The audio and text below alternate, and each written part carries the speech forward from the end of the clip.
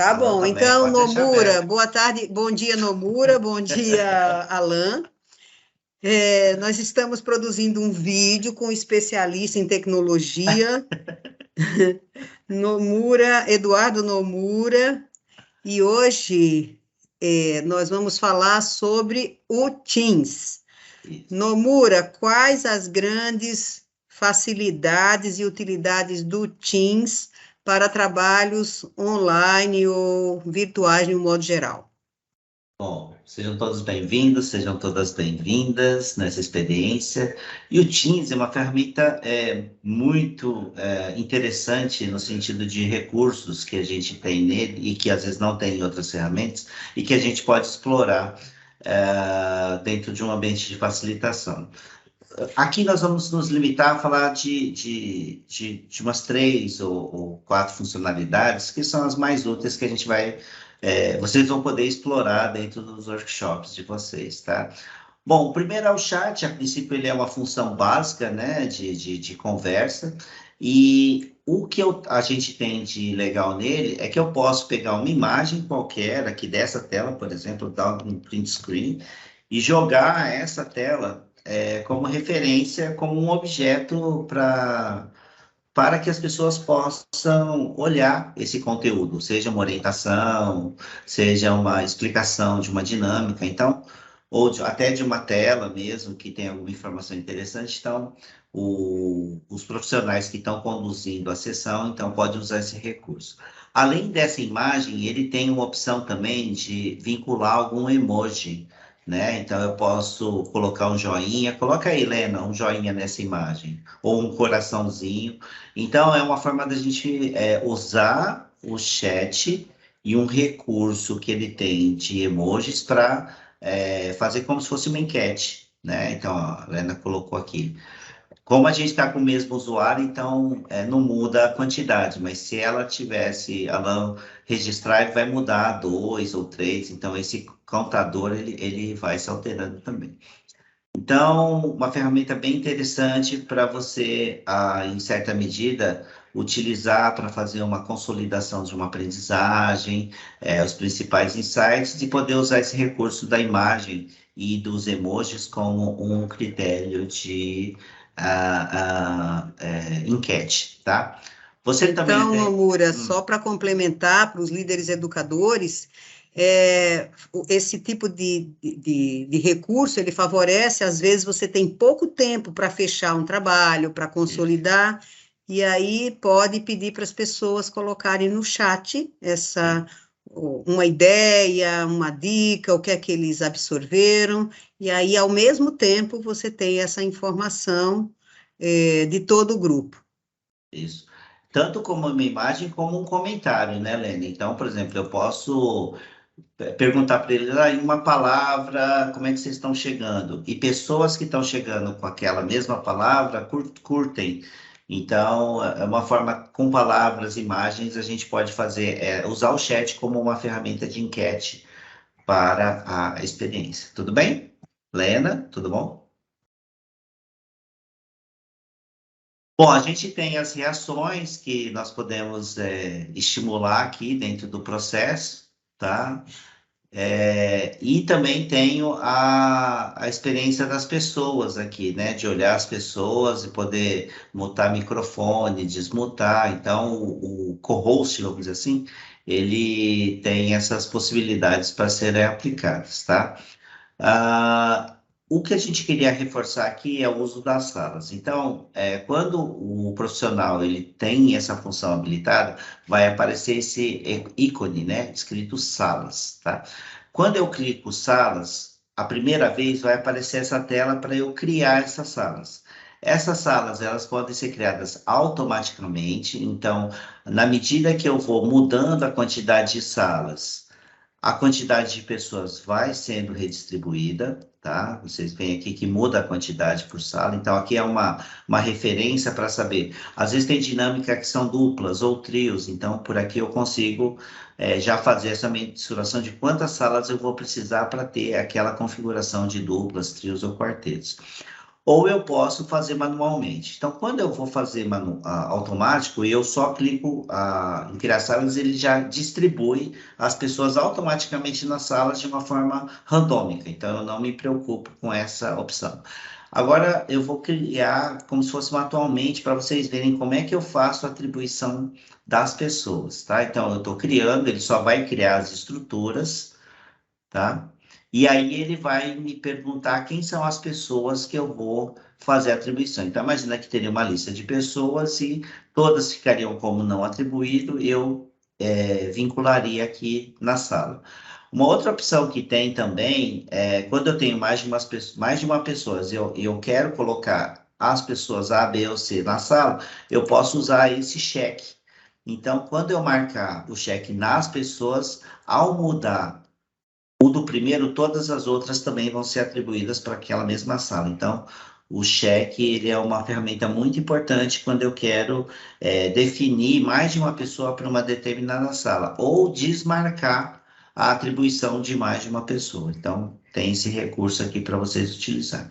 Então, vamos imaginar que o aluno foi para a sala, né? Então, ele vai ficar configurado aqui que tem uma pessoa, ela está ainda não está aberta, então aparece essa opção de abrir. Eu posso criar mais salas, mesmo no automático ou no manual. Eu posso criar salas eventuais. Ah, Nomura, mas para que eu crio salas eventuais?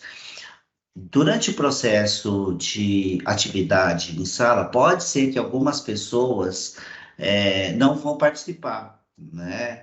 E aí, então, eu crio a sala que eu chamo do cafezinho do pão de queijo, que aí eu levo essas pessoas que não vão participar da dinâmica, mas que elas podem conversar, trocar experiências, fazer alinhamentos para essa sala específica, né? Então, é uma possibilidade. Também é uma possibilidade quando você está Ô, fazendo uma... Nomura, às vezes Oi. são convidados, às vezes você tem algum convidado Sim, sim, e sim. ele não vai participar das atividades em grupo, às vezes é um entrevistado, e daí Isso. pode ser criada uma sala para ele ficar sem ser na plenária junto com os hosts. Isso, porque muitas vezes eu levo eles para essa sala onde eles vão conversar e os hosts vão alinhar, fazer alguns alinhamentos e a gente pode ficar na plenária ou até em uma sala também, tá, Lena? Então, são possibilidades da gente ter. Enquanto eu não abro a sessão, eu posso criar sala. Depois que eu abrir a sessão das salas, aí eu não tenho como criar mais. Então, eu recomendo que quando você for criar uma atividade, crie uma ou duas salas que elas podem ser úteis durante a dinâmica. Às vezes acontece também que a pessoa chegou, né, de última hora, então você ainda tem tempo para a atividade, então você tem essas salas extras para você reunir essas pessoas que vão chegando e participando. Claro, sempre que uma pessoa chega, você explica a dinâmica, faz toda aquela roteirização da exposição sobre a atividade antes de levar ela para a sala, né? Coloca alguns slides. Então, antes de abrir a sessão das salas, eu posso criar salas para dar esse suporte quando necessário. Então, aqui esse maisinho é para abrir. Aqui caso eu queira recriar as salas, então eu clico aqui, ele vai abrir de novo aquela opção de automático ou manual, tá? Então, eu posso a qualquer momento vir aqui recriar e reconfigurar as salas na medida que eu tenha necessidade. Uma vez então que eu criei as salas, tá? Eu posso também eu posso apagar, né? Remover salas. Eu posso reatribuir as pessoas. Ah, não, eu não quero, eu quero que o Alan vá para a sala 2. Então, eu posso mudar essas configurações em tempo de configuração. Quem não está em sala, vai aparecer os ícones, né? As figuras das pessoas. Então, por exemplo, a Lena, ela não vai entrar em sala. Então, quando eu tenho ela, eu coloco como não atribuído e vai ficar o rostinho dela aqui. E uma opção bem legal que a gente descobriu aqui no Zoom é de poder atribuir outros colaboradores que podem atuar nessa distribuição de salas. Então, eu posso vir aqui atribuir o gerenciamento e indicar uma pessoa que vai ter os mesmos poderes que a pessoa que expediu o convite, né? Que essa visão de distribuição de sala, a princípio, fica somente para quem emitiu o convite, mas então eu posso atribuir para outras pessoas. Então, vai ser essa opção que, durante os workshops, eu vou atribuir o ego auxiliar e o pivô com esse poder. para que eles possam fazer a administração das atividades dinâmicas de grupo de uma forma bem tranquila. Um detalhe que uma vez que eu coloco as pessoas aqui nessa posição, automaticamente naquela parte de distribuição, elas não vão vir como pessoas que possam ir para as salas, tá? Então, quando elas não estão atribuídas, na hora da recriação ou na hora da atribuição, o nome delas apareceria aqui. Uma vez que eu atribuo, ela não mais aparece nessa listagem para fazer a atribuição. Um outro detalhe aqui também que a gente pode utilizar dentro do Teams e das ferramentas de criação de sala é a administração do tempo. Então, eu posso determinar um tempo específico para a atividade e quando eu estabeleço, automaticamente o Teams, ao término dessa atividade, ele vai trazer as pessoas para a plenária. É uma opção interessante, mas que quando às vezes a dinâmica ela requer dar um tempo a mais por uma eventualidade, às vezes a pessoa caiu muito e voltou, e você queira fazer uma administração por conta do seu próprio controle, então você deixa desabilitada essa opção, e aí é importante que você tenha um timer para o fechamento das salas, e aí o ego tecnológico é que então vai administrar qual é o momento melhor ou qual momento as salas vão ser fechadas, tá? E então é isso, né? Então, depois que você abre as salas, as pessoas vão para as suas salas para fazer as atividades, e no caso, quando ficou com a opção de não voltar automaticamente, ela está desativada, o botão de fechar ele vai ficar habilitado aqui, né? Para que o ego tecnológico, então, ele feche as salas e as pessoas retornem. Normalmente, para ir para as salas, o Teams ele investe alguns segundos, né? Então é importante considerar na dinâmica fazer esse tempo extra, enfim, para que ele possa realmente ter essa administração.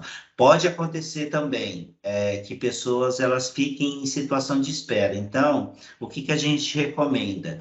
Que nas atividades o menor grupo seja trios, para que caso uma pessoa caia ou esteja em modo de espera, o outro tenha alguma pessoa para poder fazer a experiência. Então, menor grupo trio e da atividade você então se encadeia.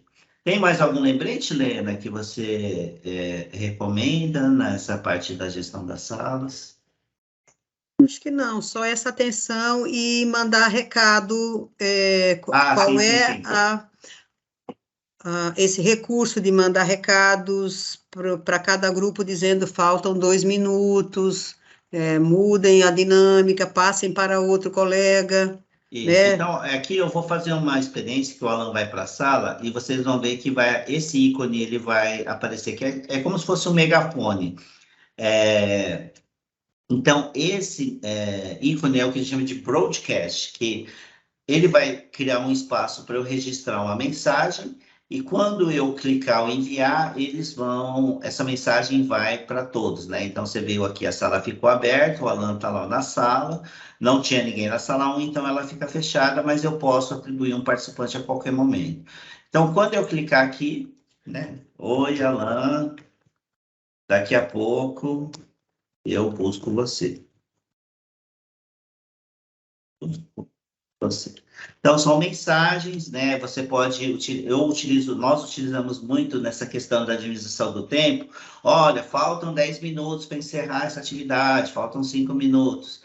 Então, aí enviamos o seu comunicado e eles podem, no chat, quando escreverem, ele vem para cá, que recebeu a mensagem, deu joinha, enfim. Então, é uma ferramenta muito útil durante a sessão para ajudar eles na administração do tempo para a dinâmica. Aí eu posso aqui fechar, né? E aí eles vão retornar para a sala principal e aí nós fazemos o fechamento da atividade, né? Nomura, quando o grupo está dividido em salas, ele tem o próprio chat deles. Sim, isso. E eles podem escrever no chat da plenária para que a gente saiba o que está acontecendo, como que é como que é essa comunicação do subgrupo para os facilitadores, ou se só existe do facilitador com esse megafone para o subgrupo. Quando você está lá no subgrupo, se eu não me engano, aí precisa verificar, né? O que está no chat, o que eles escreverem, vai ficar para a visão só deles, né? Só deles lá. Então a gente pede que eles usem o chat, mas se tiver que trazer para a plenária, eles copiem, colhem e joguem para a plenária para que todos possam ter, visualize, né? O que foi produzido lá no grupo, tá?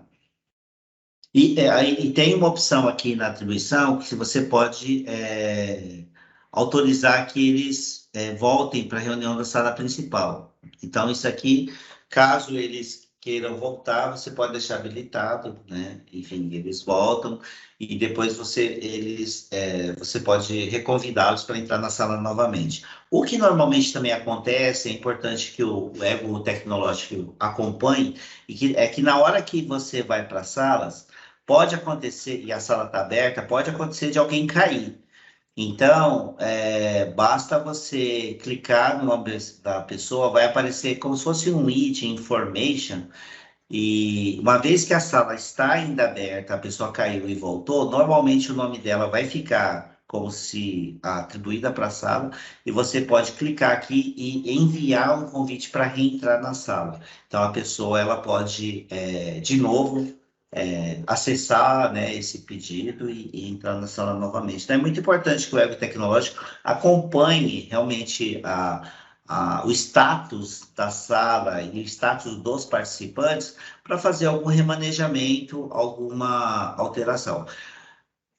Já aconteceu, às vezes, quando eu distribuí grupos, fiz mais ou menos na proporção, e aí eu vi um grupo que caiu, era trio, caiu 2 pessoas, e tinha um lá que era um quarteto e estava com 4 pessoas. E aí as salas estavam abertas, mas estava bem no comecinho da atividade. O que eu fiz? Eu selecionei uma pessoa aqui no atribuir, mudei ela de sala, mas eu fui lá na sala de destino para explicar para ela por que eu movi ela, porque ela vai ser abduzida mesmo, né? Às vezes ela está falando alguma coisa e de repente ela muda de sala, então, enfim, é só uma questão de empatia e acolher a pessoa na sala de destino para explicar para ela, porque para uma necessidade a gente deslocou, tá? Então, pode acontecer, já aconteceu essas situações para a gente poder tentar permitir a melhor design de experiência para as pessoas durante a dinâmica, tá vendo? Nomura, como você vai até os subgrupos? Quando a sala está aberta, eu venho aqui nas salas e peço para ingressar, né? No caso aqui não tem nenhuma sala aberta, mas se tivesse, eu poderia entrar aqui. Eu vou abrir a sala novamente só para vocês verem. Eu, como host, então eu consigo ir e voltar das salas, tá? De uma forma autônoma. E todas as pessoas que tiverem naquela configuração de que eu dei os poderes também vão conseguir fazer essa movimentação. Então, uma vez na sala aberta, eu posso vir aqui e pedir para ingressar na sala, tá vendo, Lena? Então, eu consigo fazer essa movimentação de entrar numa sala a qualquer momento, sair, ir para outra sala de uma forma autônoma, para checar se o grupo está caminhando bem, enfim. A gente tem essa opção. O que a gente recomenda, tá, pessoal? Quem tem esse poder de ingressar na sala, que são os co-hosts, dependendo da atividade, a gente não recomenda usar esse recurso, com de forma muito comedida, né? Porque às vezes quando você entra na sala, quebra o fluxo da conversa do grupo, dependendo do tipo de dinâmica e daquele momento. Então, muita atenção, né?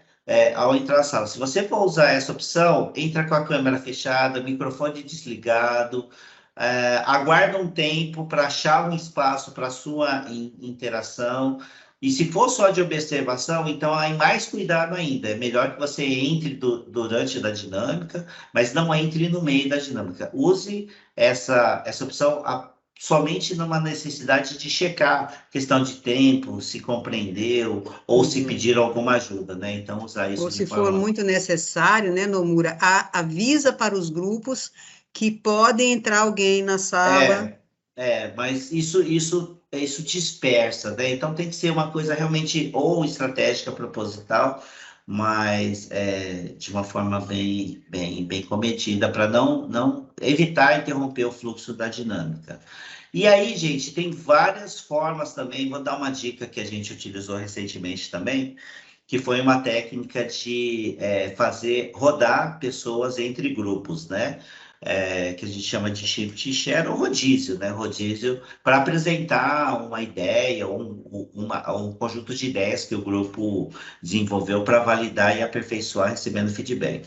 Então, o que que acontece? Eu tenho o nome das pessoas que vão fazer essa exposição dialogada nos subgrupos, eu crio as salas, e aí de tempos em tempos eu vou movendo, eu vou reatribuindo aqui nos participantes a nova sala, né? Então, eu mantenho uma escala, e onde elas estão, para onde vão, né? As sequências da rodada, e vou fazendo essa alteração aqui, Lena, para ela ir para outras salas no tempo. E vou usando muito essa ferramenta de comunicação, né, do broadcast, para avisar, ó, pessoal, agradeçam palestrantes, vamos fazer a movimentação deles. Tá? Então, a gente busca usar esses recursos para deixar as pessoas confortáveis ou atentas, né, quando a gente vai fazer a mudança.